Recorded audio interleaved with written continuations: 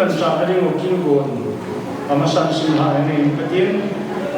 เดี๋ยวที่มาวันมาไปโตจริงด้วยนี่ตัวนี้กินกุนหนุ่มอาว่าสังหอยเราคิดเรื่องนี้อาป้ามีมันตลอดเราคิดเรื่องนู้นหอยคนนี้คิงเมย์มาถ้าคนนั้นเลยบางคนก็กินกุนอามัน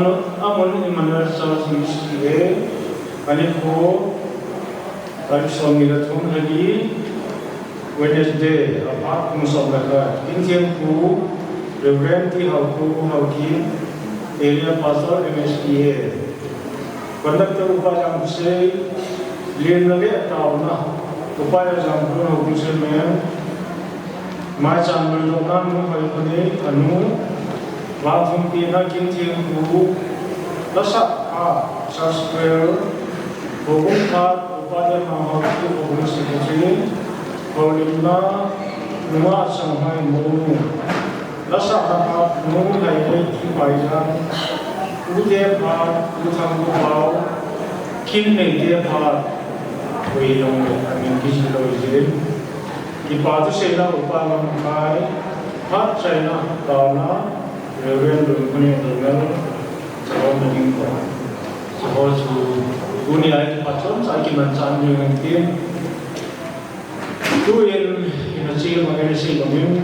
berkali perjuangan tadi, lihat nale, kipat nale atau na upaya jamrol, atau muncul mengenai di paludi.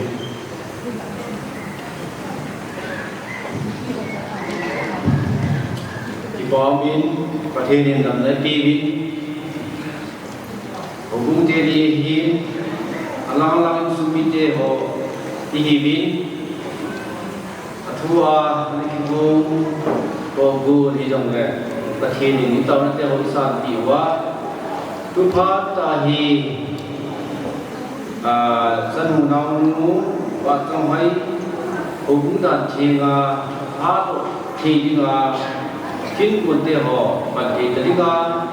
tamnar khapa itu pathin ini jaman pathin ko makipatu Idun tasbihun dehe, kibamin, bola dahil lang tijong le, kutan gay pathinin, ita pibin, kinoyong hipan kay talinga, hat pa ho, inita dalun, aung ho josi, mupwidingan lang, ay na hukungin sibaman lang, ngaya gamhawangan lang, kuyong na bon, samin, hukum benin bon samin salam kan bon hei tau na hei tau na bon sikhin dikati di dunia jiwanam babathin katipawi nasaten ijil padam ti a togun anak kung te ho hukum te lihi alaman al sumite ko hibin Tangala padi tiwa di pula padu kita la duni ni ku dasate topun amul lamul tunthya hate hoy panthi taliga nei koi ta da haleluya tin ko ma ki pa kan dehi tu phata hi nama hudam thinga sanmu namu supinu ma chong hai silai hubung le insunga kuna aro dring resana kitin mu na sa puyong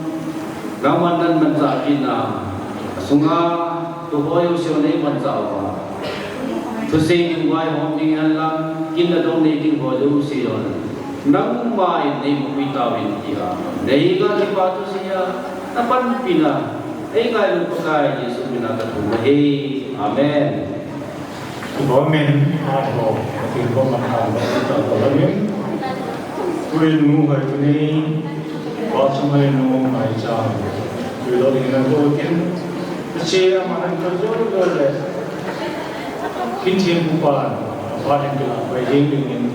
pinatilo na nahihin. Nung hay ko ni natulog.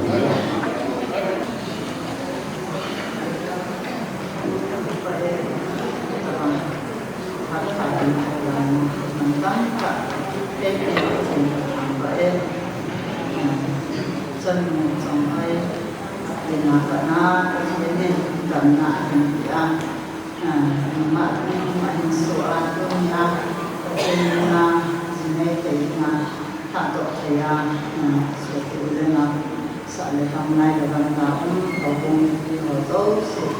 có trả lời một trong đó và sửa ra đến cái thằng cận cũng chịu vậy và cũng sẽ lên Jadi pasal kinjil ku main lah bayi mungkin kemarin saya makin saya just kayak mau buat sarana mingguan gitu. Kebahagiaan saya, kini ibu lebih tak lagi berhenti dan berhai jiwa, kan tak jiwa jiwa. Inaku itu mengapa semai Regina, hutang kimana, kini banyak yang UGB amasai kesin tangwana di nehi bagazala ko bi hawkaho pasar tube oba nai da tha amka so minum pati ho idin kunya namu bang ko bi amka so ha si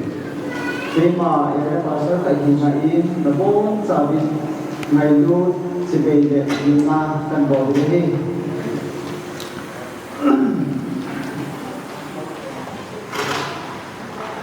Tapi na lấy những dòng này, điều khổ là chống trả cả xe về nông biến, và thiên phua chống trả. Ini ke holding diri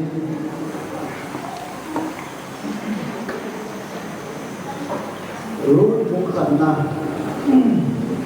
jangan lupa pensiun Ayolah rutun asezin nama tarbi nisot kita na nanong kahin suy na zonghin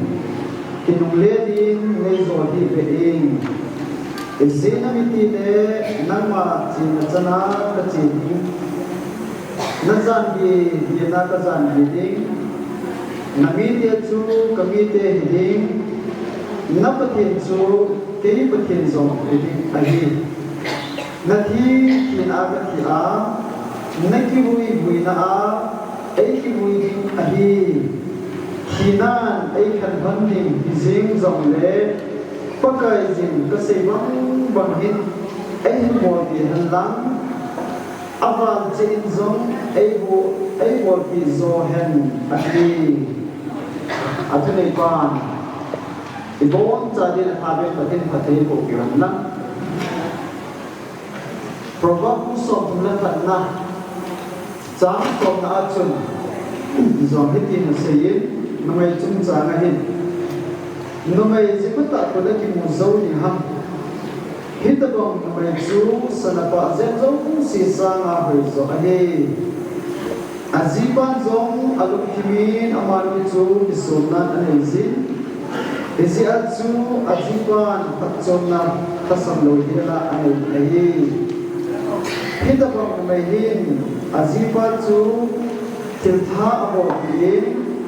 ahe kunung kezin aziba sina abo boy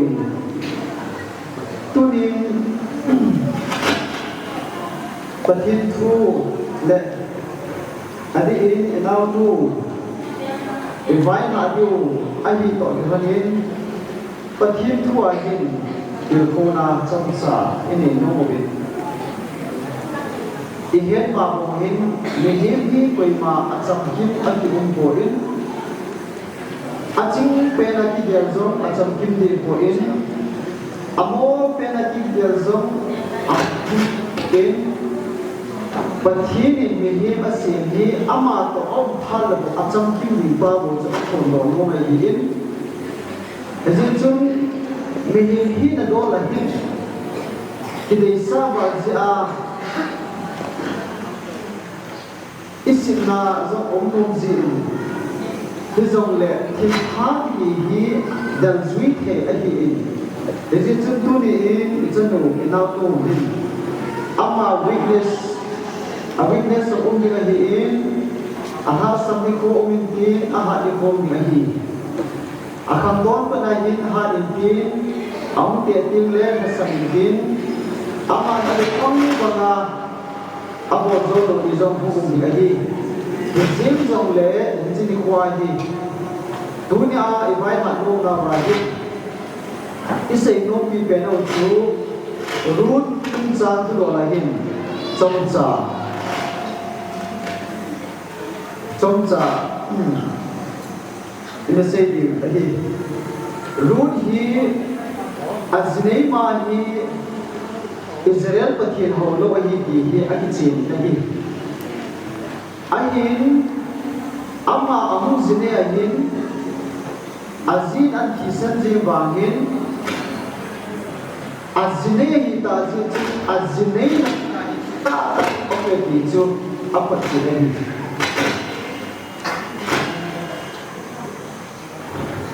asadi koi hanam adu de koi zongle rolin bang amazon hi akol cha ji ni chu mo the hi nokile le ya amazon ju pe ko in thi chandia ni nga ikabangin ha asazong le azule hi aziba pathin ain amazon pathin chu ama dinga zam apathina sima chile ama chu Israel ni ti ho to ain sumi de to identify akibola ya chu thi ngama dinga hi hin ko akipi ro da ji hin azinun zong ero atepin root koma pinule ni asezim bani ama no ko ne keima nungchin in zong nei so datan ipidinga nei so ham alang khana se nga nei nei ta ro ham tinai kan ziom lo ba na chu dei ni thi chan dia dinga namma insuna dinga nami tie dinga ka hitai la sa cha Ijin chun root hin ate ni ko ma hin dinga nasata ani ta ni ijin chun amara se na namma che na ka che ding nazan bi na ka zan bi ding hi nami te e ma bi te din na pathin chu te pathin zong ni ga hi pathin dam apathi masanga azine masanga apathi chu anunsun ai ta ai nathi kina ka thia neki bui na ai ki bui ga hi ani Hechan ge hela strong decision Allah chunga hin ache na amai ate pi ko ma ase go heroge van pathin higzik pathin ko ma chun hi ke ase hi hinan ai kan bandi zing zong le ati hinan ai kan zing zong le pakai jin ka se bang hin ai bo pi han na aval che zo ni zong ai bon ti zo he ati zo le hi tu din mi tam ta hin zikre ting le ai so anok chanin a chen thein in so ha sa ting le kinung le ding pa hi lung gel kai tu na ho pe tin boina so pe ji ruột bát thiên hình kita bát thiên amu cikmat azinai na ani kincit tak om Pagsa di may maya amay zinay po kincangaya di nga Amazon di azo na hit ni Jubu di ayin isi cikto ni itano inawdo baso hoy Regina zong hasagat pinihin ng zong le tuni na insumi pagkain na ho ang sumle ho bumiti ho ang sungahi vai ko dinga pathin phat the to vai ko dinga ko tanita zehin sanu ba chawai nanin zo hitsi zinai dinga naki gel ha ahin pathin to na ban kom di di kane hi namma changa di la mi se har banga di sanla anaki gela ani lo le mi zo me ham khana naki gel khai le na future chu pathi no bi lo ai voi ke na lai hezi chun tu ni pathi sum kuma pathi na ne pa pathi chu ha sat ni no le ama chu jing jing ani in get he na to ni zong le hi chu pathi chu jing jing ki ya lo ani in nong da sa ni zong le hi pathi chu jing jing ani in hezi chu ha sat ni no me zong le na pathi chu chu me lo bai le na chu ma ha sat ke ni nam ku ni ha zong si ya nok sa na ku ni ho zong si zong le pathi to na bai ko nai le na nga di nga no bi hi ama bang tuni ni ki pa na hi baka hi na ge singa pha zo si na ne ge lai le ne gen ke ni hum di ngai le na ta si na ki ka ni ga ni ese chun pathin to bai ko na pathin to bai na in chen lo chen na si na hi pathin ma pui na hi na chan ni hi ki dei sa ni to rin runin ate pi ko ma asya ai na ta dinga ate pi da se ji ba yin road hi ado ko in is it chun ki chan ge dinga azut na mun chu hai ta ka chi ne hi e chun nam zo tu ya hi ba kon ding ne ta je hi na pathi chu a khan na a na pai ni ka le sa ne hi aki na a na insum na sim kong pi ding na ji chu na nga dinga priority hu dinga hi pathian chu na ho pathian na hi in na priority ding chu insuma chu na ji chu priority hu dinga hi ani na family na su na chu dinga hi pi chu sumil lo din na kan ne hi ese chu tu hin pathian ni nga bang ku pi na kan ne hin din pathian thu chom cha ise na ba pathian dei ba se na le ade isa no ba de pathian ni adan so na de sa ko na adan na de sing din kan ko no na hi tuin tau ki na kan ne ni hin anu sila na yung ding khom din tu ni hi pathian le ni ma ana ungil sun din anu nga palay mo to ang important din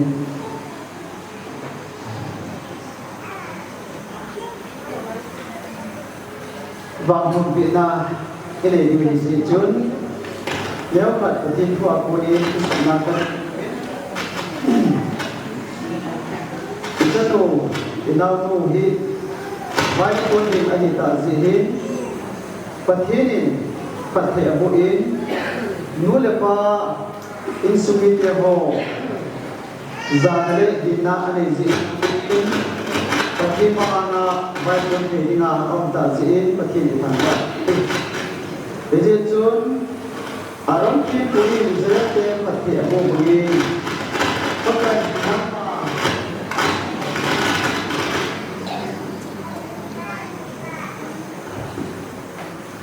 pakai jin nama pathi bodi na dum dai pi hanlang pakai chusa amai ba chusa amai ba sarba jin hanlang na dum sin jin han na chusa ni jin hanlang na lunga chamna na pi jin han Gente sudah tu ni pakai jin nahu jin han pakai tu nama panti jin le jadi kunci jin tapi jin han nalunga na de chan le na te go zau se na sipa de banga moso pi nami de go ko na ilo wi pakai za ko na ki pa na ki ni jin jin lang pakai din jiminu hindam naziba dinga zinu phale morom nadena kham dingi lunghe na minu hin pathe na ti ti ko sene ko ta na puizinhan rebika asubiten sala na wa pathe abo din namzong sala na suna pathe ho changlam hinjing na pathe in na napu na hati sing hanlang chalukim himu minu hum hilang so la pai hum hum zingin tuaba pakai sing na bai ko na bai na sing sing han amen pati ni ma ta nai ma gate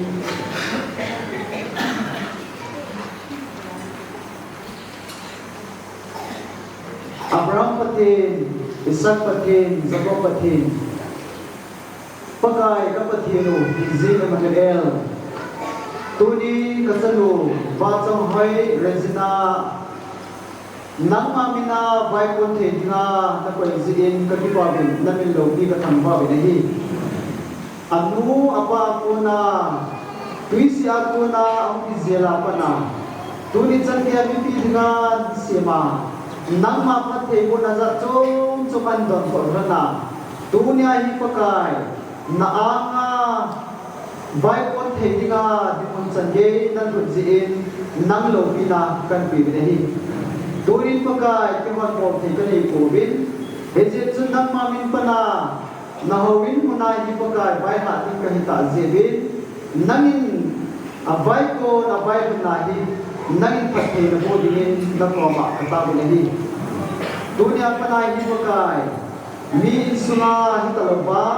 ama insuma zon dinga hita zihin na nagaw tingin nung pia a insum alun na monin sum zong pakai nangin pathe na bua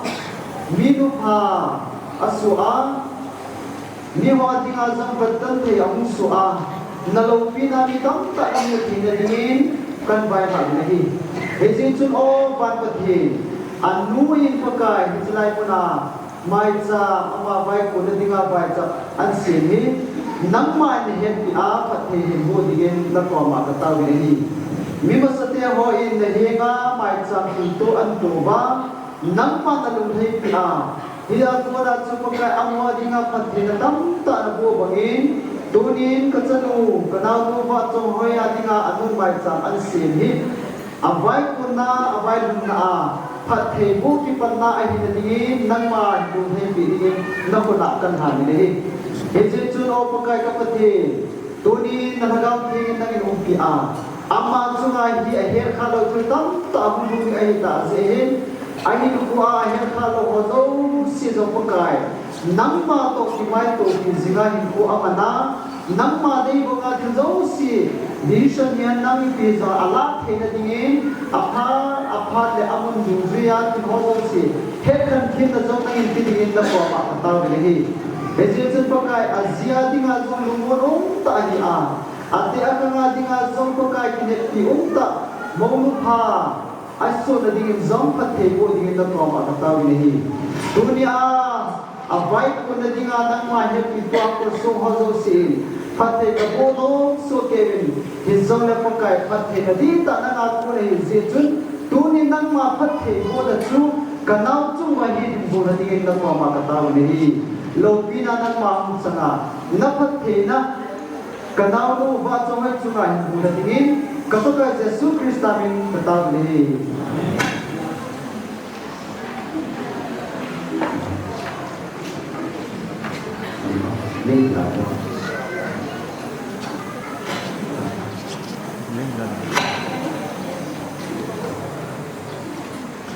Komen kinjim aku nen bang mungkin le ngolau na sai ta gin pina bana chali ni bin charge kan ho wa chai na sering ana ko ti bin charge kar pichai chai le ho bum kamun ho bum te pa din tin ho bum te pa din sweeting in center in ye te emi di te god san lo san ki pa man te charge kar ho ko ti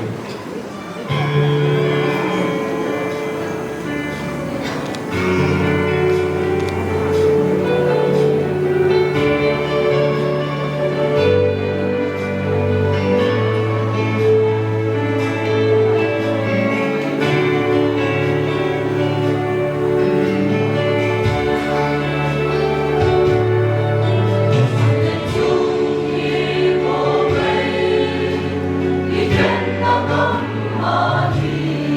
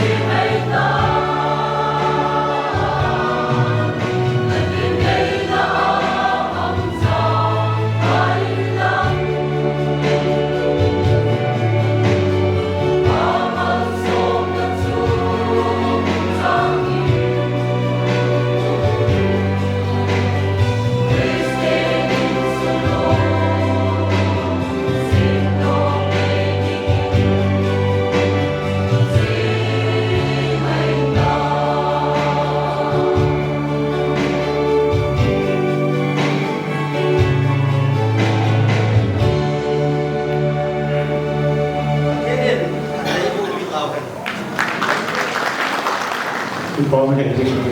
Saskar Kumen Wasalang ay tayo may tawid room o upadan mga pag-umustigit yung panabuti. Kamazalo na settle amidi Wilson Lezo. Ikipat nutun pabun chairman in limit anasita. Ahin jipet jun hindi kaya orang malayan. Untuk dinwangin jitun chairman pan limit sen nak lo si dunia langkai ho nulapa ngagunhang nau nutun supinu kinah ho si nabon cabun kinah bedin orang kubiti hukum minin sebagai buat ini untuk ini pendekar pain nangin buatan nanti kedua tu kini kenapa chairman ini adin dede bang mana pendekar pain vice chairman ini boleh kalau chairman ho langsungnya yang tinggi itu kawalan pencakap orang ini tu in pendekar pain yang sidung tu in Hầu từ năm thì cũngมีเราให้เราก็ดิ้นเดียวหินผู้ลายให้สู้ดีเล่นเลยไม่ลายเลยแค่ว่าละเนี่ยบางทุกดิ้นกระตาสนิทกันตัวนักเรียนพาดอันมันจีเห็นมั่งจะรู้ผมเจนนี่พาดอันเลยผมกินหลังจากมากินกินบอลกินบอลเรียกว่าข้างล่างข้างล่างที่นักกินไปกินกินจุดนี้ดีเลยไม่หลังจากกินกินจิตตลอดเลยอยากจะว่าอย่างนี้ไม่หลังจากไม่หลังสุดท้ายที่ผมมีอะไรมาเห็นเวลาเราใจน่าเราให้เราผัดก่อนให้เรารู้ถึงกันทางเราให้ที่มันที่เราผัดเป็นแคลอรี่จนตัวเนี้ยมุมปุ้ยดึงนู้ที่เราปุ้ยเดี๋ยวมันมุมนู้ดึงที่นั่นสุนีหลังพออันนู้อัปปั้มที่อันนั้นนู้ให้ตัวนี้เดี๋ยวนี้พอนู้ที่ว่าสร้างที่แล้วน่าไอ้เลยตัวเนี้ยทุกฝ่ายจังเป็นอันนู้นละฝ่ายเดินini pi mau puing teni dia pilih dia pu tidak makin nak puing teni tidak tidak apa teni tu in mau puing lo sia tu be renal biang apa anu tu lo sia kada mungkin bo so dia la pana yo di mau puing ke be bang pun seperti ini ai le la na ani dindan dan tu tangkat pi mingkon long di la celana trong hai sumi te ho dia pu nu apa do usul di ho dum se dong din ju boleh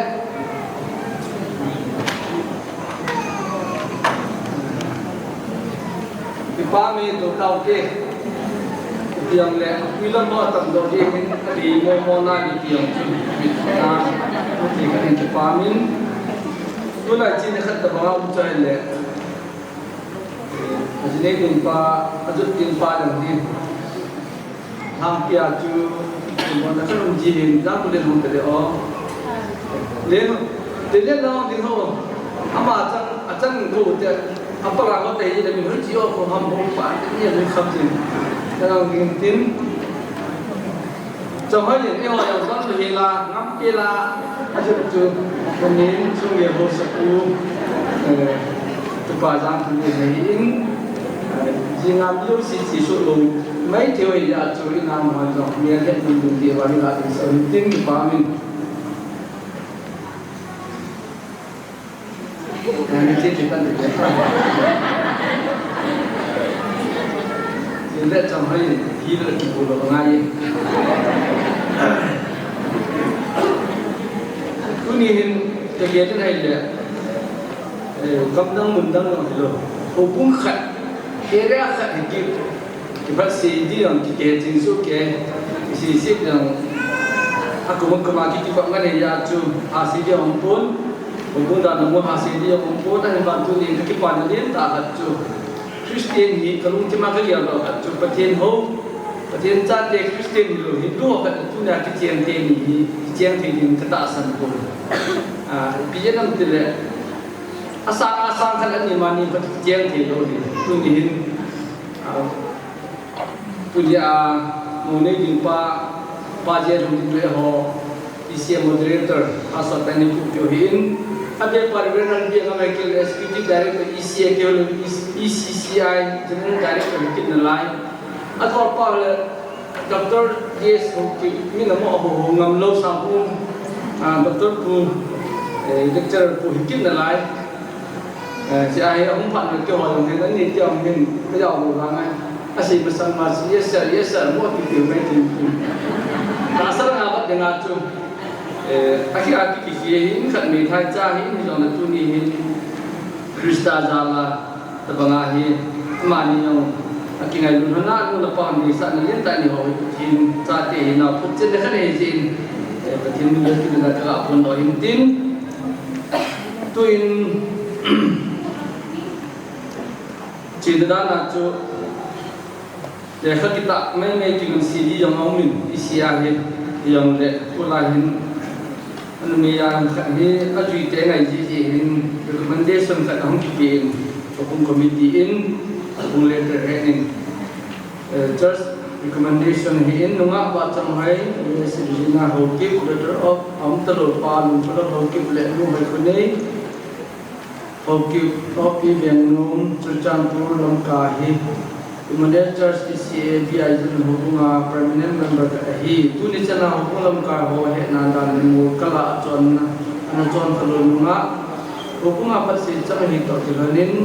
aung ding 24th April 2025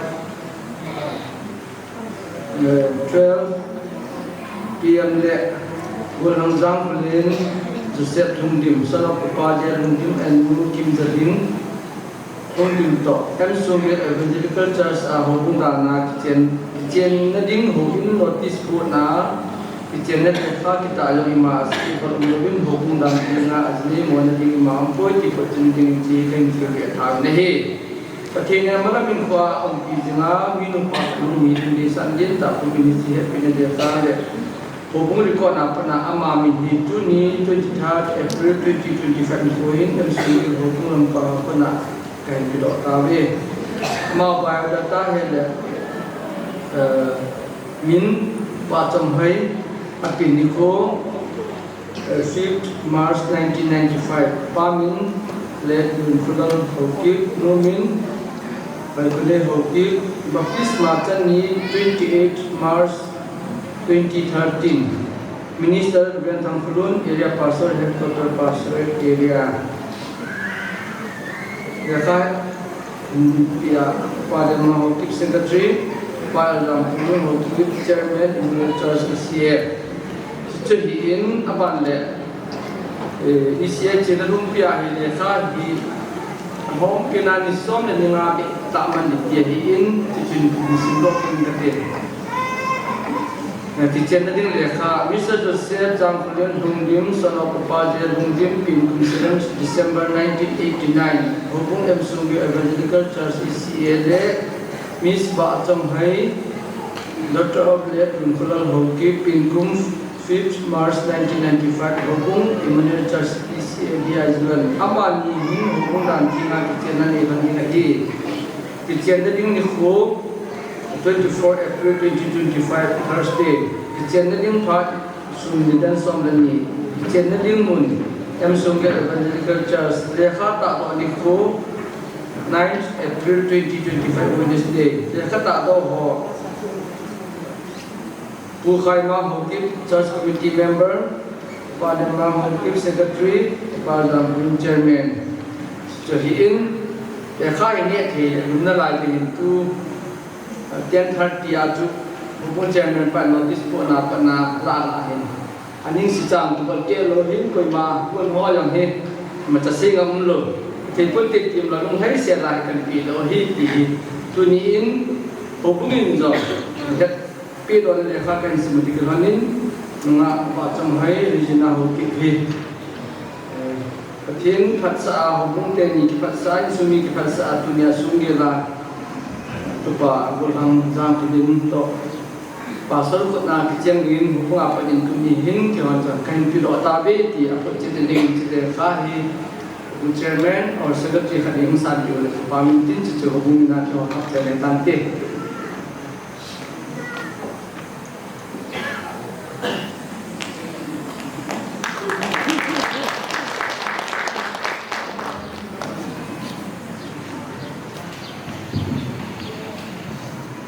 เกษตรตำยาไทยคุณกินนึงอินนี่เตกินากันก็เราหุ้มกินนี่ทุกได้ตัวนี้จะร้อนดีๆหุ้มกินนี่หุ้มเงินดันขัดจุอันโน้มมินหุ้มเงินสีดิ้งอ้าวแจกขัดเอาโคดอโลดิวอันกุมวางให้เราดิ้งเนี่ยที่จ้าarrangement เดี๋ยวสิที่ option เอามิตั้งแต่หุ้มจีนะสุมินี่เป็นนาทีแค่หัวอินสุมีภาษาอังกฤษต้องจวนทุกคนประเทศเราเสียในApril tarik enggak April 2 lah undang mau kada long min jang chu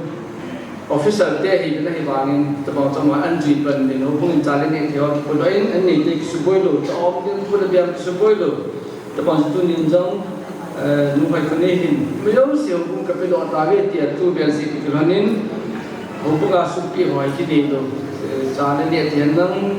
ai không có mặt tùy lo wa hubung mo ko na ta in ki ka na chu jong ting le ki khan le cha ai do so ke diu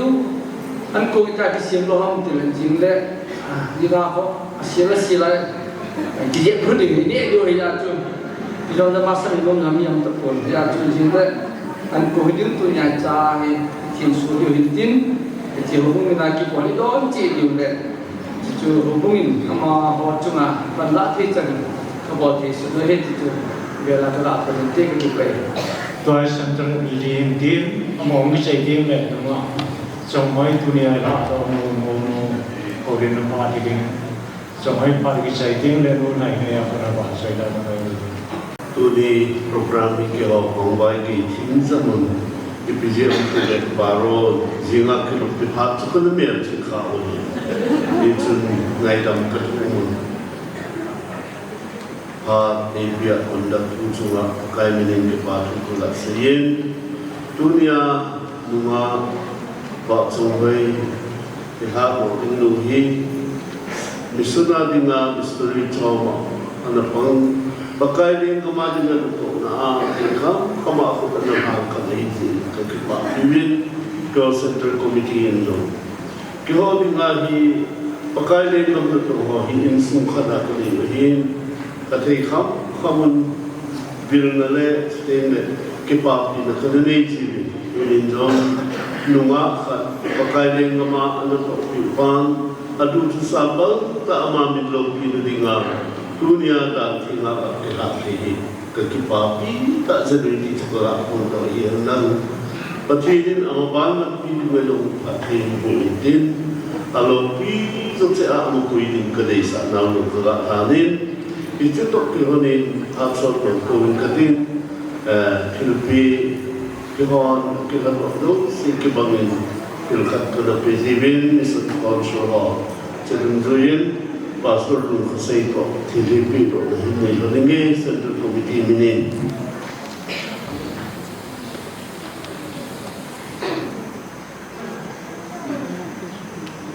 ก็คิดว่าเรื่องจะกระตุ้นปีอุปถัมภ์มองจากนั้นไอ้เจ้าสาวน้องประเทศประเทศบุญตาเอ็นก็ใส่ที่จันทร์เกี่ยวกับอันดิกน้องช่างไงเขาเรียกว่าฝ่ายการดิวที่มองกิจใจเล่นนู่นเลยเนี่ยเราแสดงจิมบุไรในสายโยเลยหาดินทุ่งหอไปทายกรุ๊ปเลย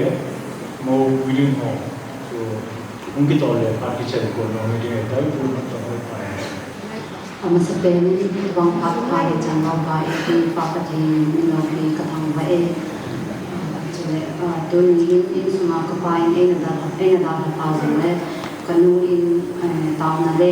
ngai dulu nak tua ini kau bawa midi macam ini sampai gampang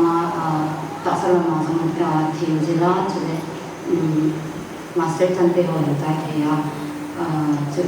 dunia jong batin haudan tima kini ini mah baik hal nak kini deh ho makanya kau ni kalau tahu masalah ini cuba himpun le jadi misalnya dunia kini deh ho wajib tak China Thailand ni mah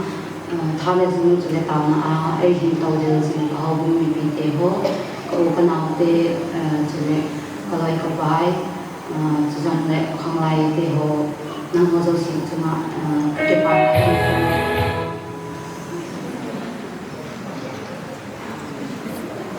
item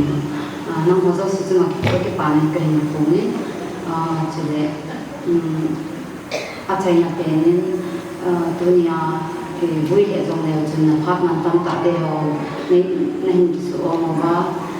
ke nai na sa la cha ya ka kina ai ru da ti ho mi ti ho zo si ma pathin ni ka ke pa na sam ten pe ni ko ni ke ni ngai du na le ka ke chuma se phana bo na de ho ni pathin ni ale tam ti ni pathin ni mu ta ni ti ka ta ni ka vai ka na na ni se ke se va ho zo si pathin ni ngai da mo ti ka ke pa e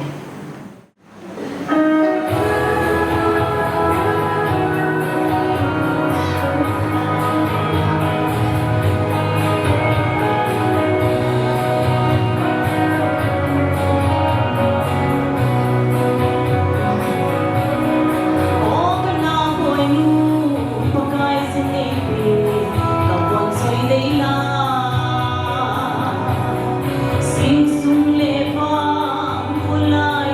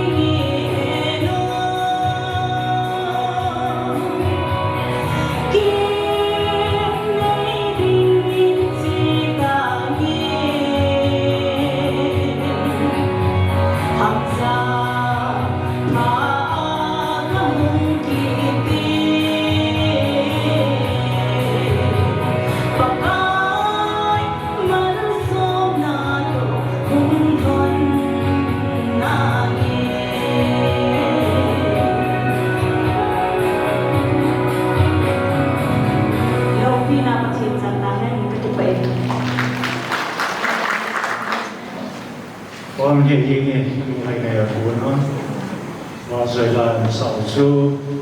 都因ไม่ไทยกรุ๊ปพอเลยไม่ไทยกรุ๊ปที่ใช้เพียงเลยมูยิงเตะช่วงเราบุญเตียนลงพัดมาจากไหนก็วินช่วงที่ใช้เพียงเลยที่เตะไปยังไง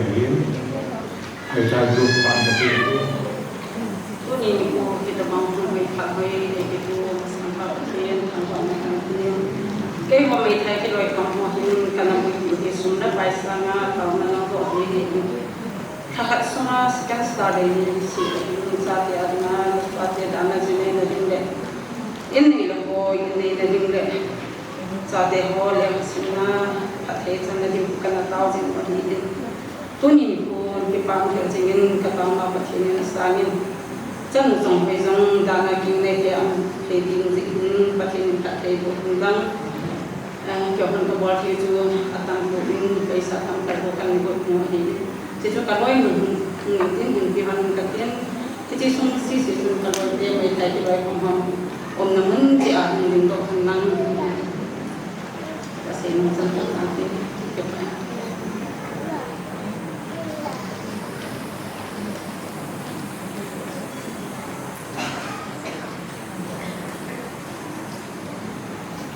มาสร้างพัฒนาที่ประเทศของเราอินดุนยาสมัยโบราณองค์กรมาดูสินะบอนสาวน์กำปนเทตะเกลจุเลเคนโบเลตุนักันสินงเจเลยเกี่ยวกับเงินทองโกนาคัสิมุนไอ้ละตุเนี่ยหัวหิคุยตะบังโกนาน้ำมูอันนั้นโลดองตั้งเพียงอยู่กันสักจุนการตมวยก็มุคุยที่อุลวาสิงเลตุนัยท่าตมโนฮีสิงเลสุนเจลาคุณสมินีจัดและอารมณ์กินไม่ได้อยู่เราคุณหลังเวลาที่จะนั่งในห้องที่นี่ที่กินอาหารมื้อเช้าที่นี่นับวันเสาร์นำคนแต่งกันที่วันที่สุดท้ายเสียงเพียงลังจุบัน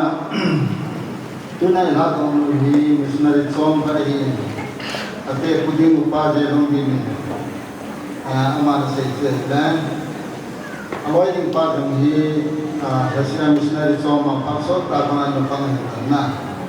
तो अपना ini buat dia jangan kini nak saya mana ini kau mana atau mana tu kan sudah berjaya jadi itu sentral ini dan lagi nak dia nah sentral dia kaki pai jingla bon sawah masuk ke ini mereka kan ini Agak biasa dalam kami tadi ngaji tuan pujian part utang kopau part dari bikin utang kopau bisa ide le kin ide udah kin bol ke part pun bayi bom cái tuan ni jadi nungsi apa pun berhak dia makan tak berbiaya lain kamu jadi namanya pasal dengan bapa ni binatang ini memang sesuatu dan itu betul mau aku langah yang apa langah pintu itu ini sesuatu yang lebih nafas jadi tak itu cuma aku sesuatu yang nama sesuatu tamu ikan je sesuatu yang luka ni itu kapan sih kau tapi kau sesuatu bentuk tôi muốn đi hành lắm các bạn thầy bộ trên nó đi quen rồi thì trên đeo các bộ đó tốt cho năng các bạn thầy bộ thì nó quen tôi mình thì một ngày hết sự tình phạt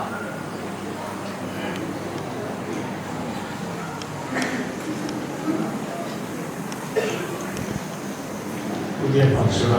saya kita tiada dia apa jiung dia sedih apa ada di luar. Apa ni kini dia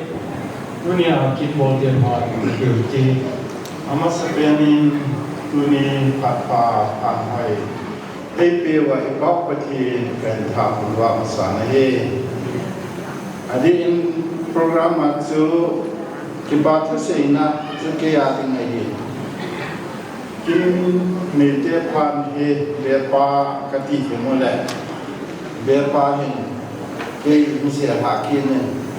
dia coba bona ikahin kopting dan din ai pi che yang le ke bang kasayan tu ni koin ade in che ke ma chang ga sei le kau te hen bagai ni hen unsunga kau pa anam ta lo ji chun aboina ha sanna ma amle in sumi pa nam pan ding hi I cho inati me in sungahin ke ho in sungahin ke sama ta zo ai lo la jing zo hin zo tam piao me ai hin la ke kha kalin han na he he le in ham jing kan ha ki mu jing ta bang aki ja cho tu jang khai ai lo wa le lung nam la khana ini ja chu in sumi pa ka um tai jong lai na ne in chi keu che lo wa ka kolin jong ga he sei ma dia le nu in jong ke ti chun in sei din kolin ma mai le in sumi pa in man ji ja he dunia lain ya hi ka um din te zen kau te ni zalin ki pa thu ke se ye ma ni chunga jong le dunia hin de in mi pa hi na in ka ki pa ma jing in mun lang hadanga mi pa hi na he ilu ki pu lu wa pan na yong tam piao me ai la dunia wa chang hai chan wa chang hai kita bang pathin Gula la to kito kini na ani na dinga selai mana kamu panhe ki paum kasan kacanu ra chong hai cuma dong ki pathu kain kungi jule anam kalau alun lal hin tu ko wa ta bang ni muthe chan the anang ni le ki paum ta ma ki pa de hi ahin la ika kinem naw so ma om ta hi jong le mi him kinem na chun hagaw lu ta min te ti jo ika kinem so no ani zalit pathin thang ba ne hi chubana tu ni chun adin in sumi te hello le pu te hello le etiam he ho ka som ni te hi ve koi chu koi ham ti yang chu ki phun na chu mu ngai ji hi ji chun a bai bu la jong he ve nai le a phum a chang isuna isu ha so ji hi ji chun ke ho dunia in sum mi te hi koi ka hi ram ti chu niam chan sing ka te a hi hen pin do la hen au ki te ka hi ve au ki la jong a phung song te ka hi phung song te la jong hen lun khel te ka hi lun khel te la jong hen so ku te ka hi ve ji chu mi pi ya ti na ka hin ku le ji chu le pe chi chong hai chung chang na ong kal su dunia chong hai la ding te lili nin sumi te ama ho hin ana ki he naw khat zao chun le khat chu cha no mon ain la ki phat sa na ta bang om ta ji chun ke he suna apung lo ding ji chun ko ko le ko wen ke cha chun ken long ka ga chi ni le ke long long hello pastor pa upa ani iga na hi le zang ta ngan zang to ka ki su to ga nei le kan mo pi do yin la ni yung nang do ta hin te si chu ga se rian la ki ba ma ji ngin trong le trong hai trong trang trong hi chân la dia pe ni hi ai la ma hi tu khat koi khat me ya hi pathin mina zuwa anu te aguruma anapa pi na u ya chu kon o ta panana la kha ahin to pe ne korea master ga chai Pizza ko na chu Korea ma chu na hin to dan jing ham ti alung gel lai din ilanga pathin phasa jam min bin ilanga king ne dingin kain phasa de wa chu dunia ni ilanga king ne dinga ka ko do oi tai ti yang chu kain sei do no me chu hin tin neo cha in sum tua ka sei na Jesu hin tin chule sum na hin ki pathel pi ti de ham ki pa sana a thil pi bo pi din ti chu in sum mi te hon a hin bu win hi chi kain pi zo la ki pathel sei na kain ni hi Jesu pi bo din chu ko no la abianu Ibu wan tin kain pun tha la chu amanin pi tin do ko cho in pi han de te ken ki ham da ka he e ken corona ho ko kan di la ne amasa pe na dunia kin bu minister ba event ya ku din do event ki pa sa na ni pi ka in sum ni den ya mati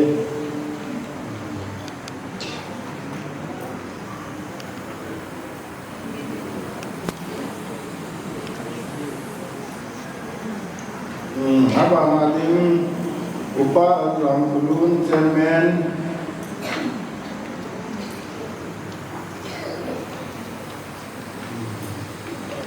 abana upa ram se vice chairman kondak pa Abana Upadama Market Secretary Emmanuel Hogum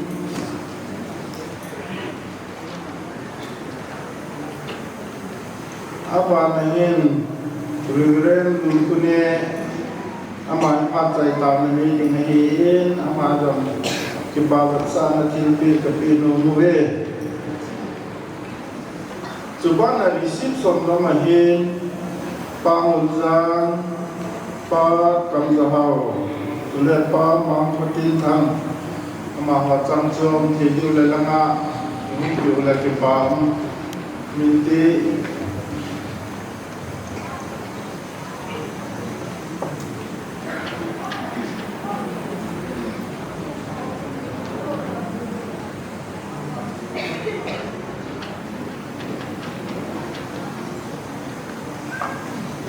Amaha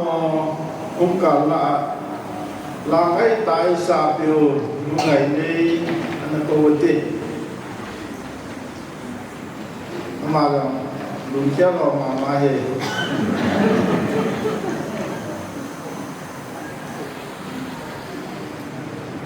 receipt sana ho am che ta le langa le pante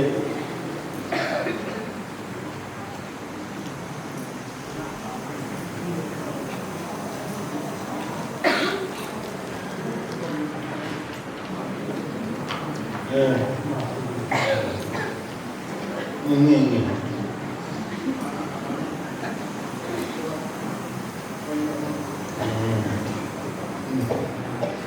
Cuba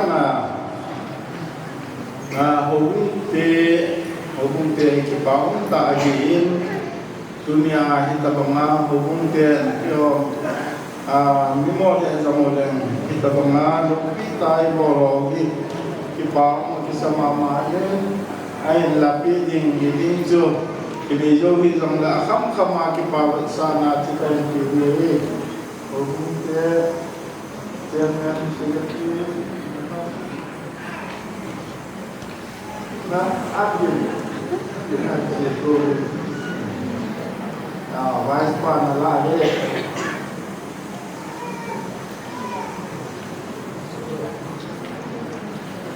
sudah kanglai teh ini dokter ketahui dong lagi pamit sana tua hipa ini itu akhirnya kanglai lekai waktu nanlang itu menglaku lepas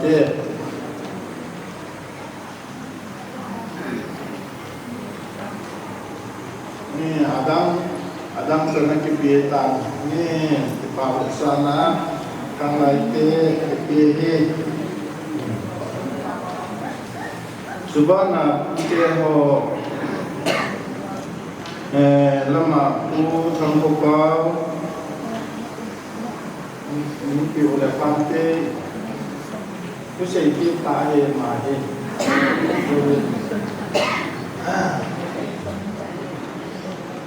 สุปานะอุทังอุเกน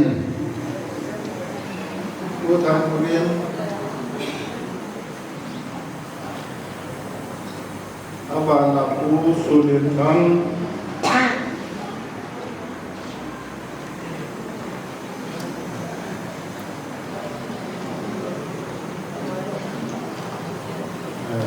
ลาตีและตียิ่งกันลาตีเป็นความเตะ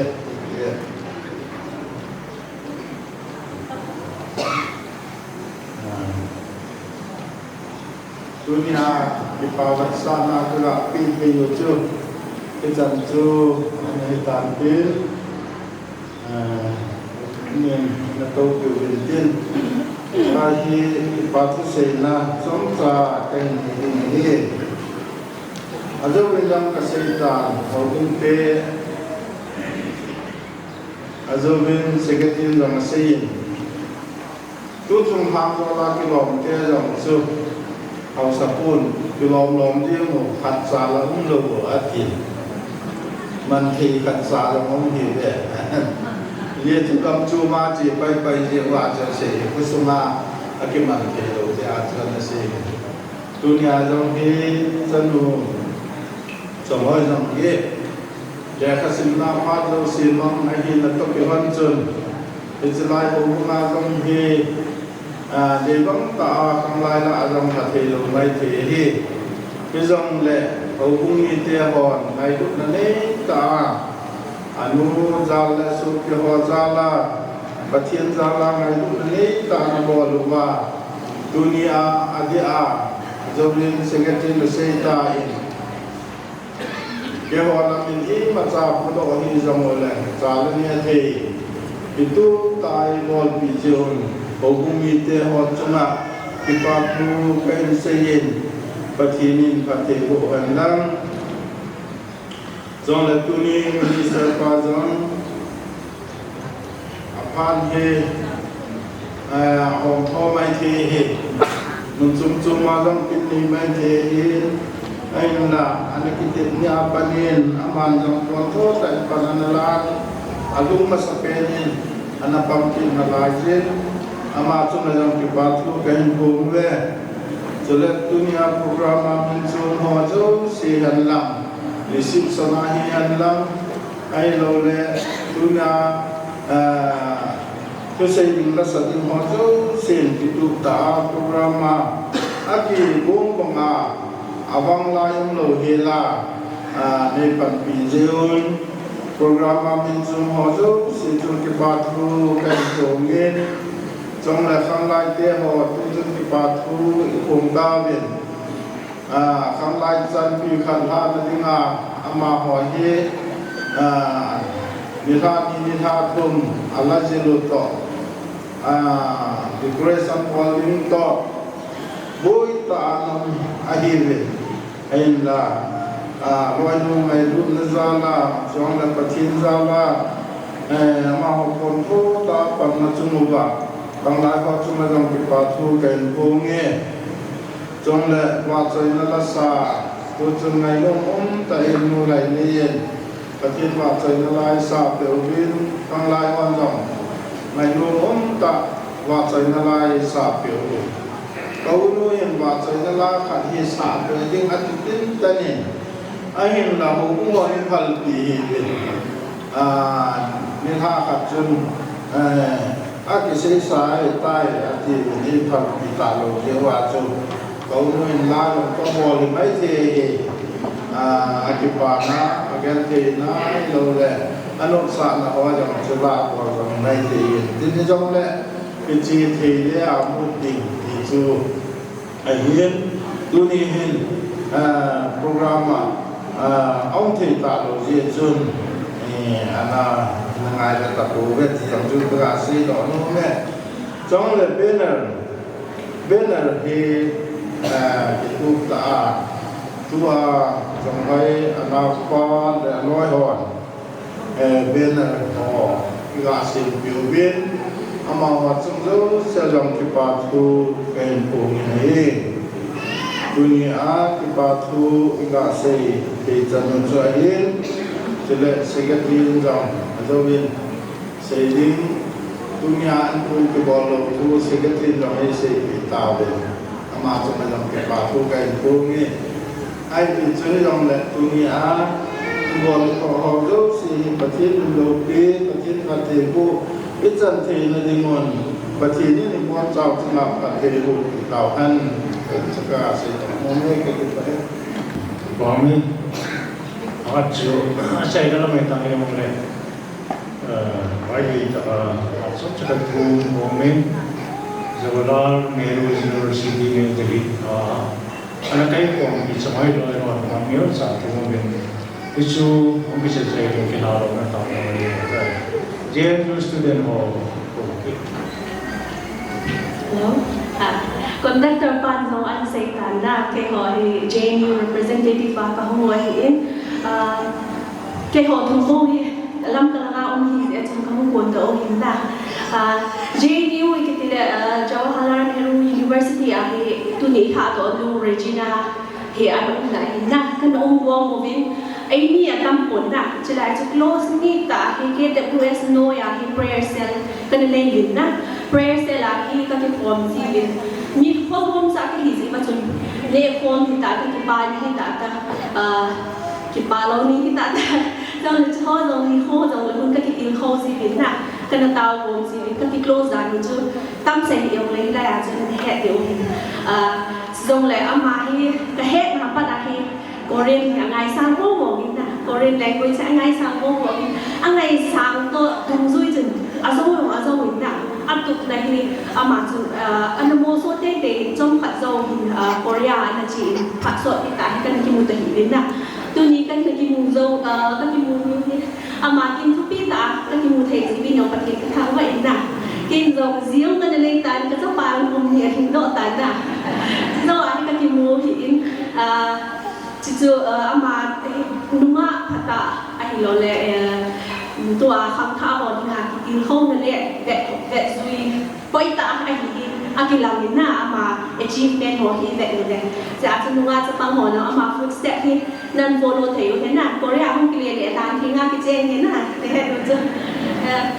cicu ama ngai lu vet san ai hin mi zo se JNU tua na campus na lai ho hung thei te hi zong le ama ngai lu nai contribution neu cha cha na ka hin ka ki kan dong moving them khat chu kapino moving na momento neu cha khat to kan sim moving momento hi campus a point an sin ja chu ka sim ha no min na Regina hoi tai ni ngai pi tao A token of love and appreciation presented to Regina Vatong Hoi Hokip on the joyous occasion of your wedding, we, your friends and fellow alumni at the Jawaharlal Nehru University, Khandongol, send you this memento wrapped in nostalgia, laughter, and lots of love as a symbol of our cherished memories and lasting bond. From chai breaks to midnight gossip, you lit up our campus days with your laughter and kindness. Now, as we step into this exciting new chapter, we just want to say we are so proud, so happy for you. May your journey ahead be filled with love, adventure, and endless happiness. We celebrate not just your marriage, but the incredible person you are and all the beauty you bring to the world. With heartfelt wishes, JNU Khandongol. Tun Lucid and Regina Lim Santima.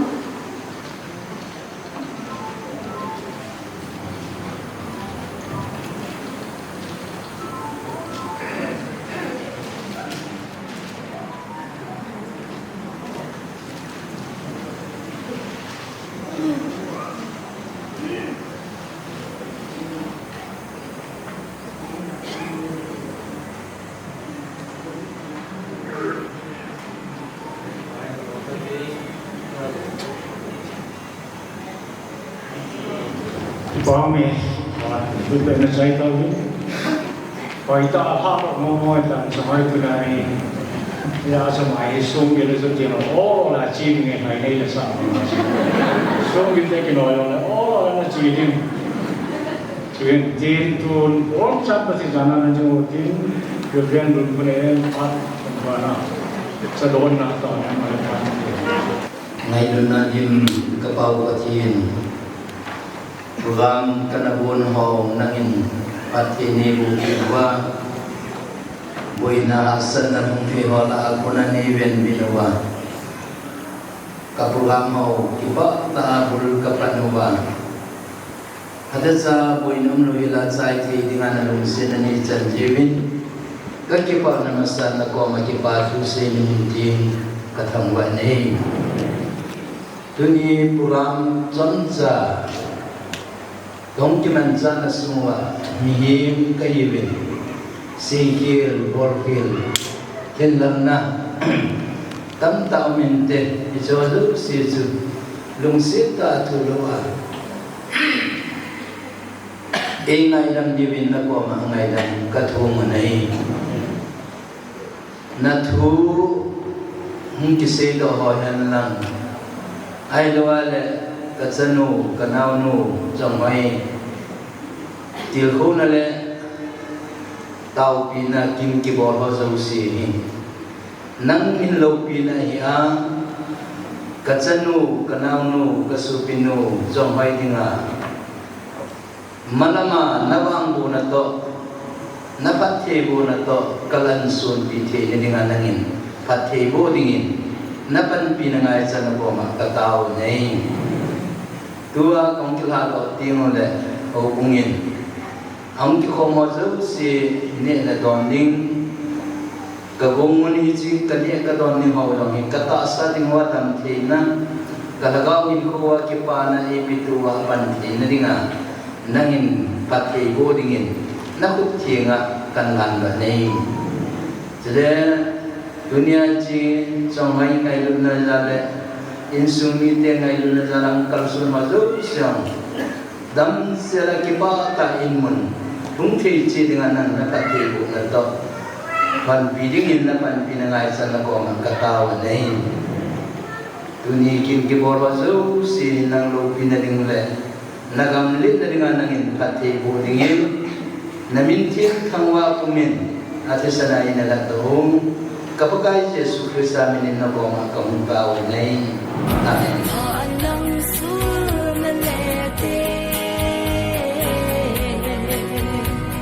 Wag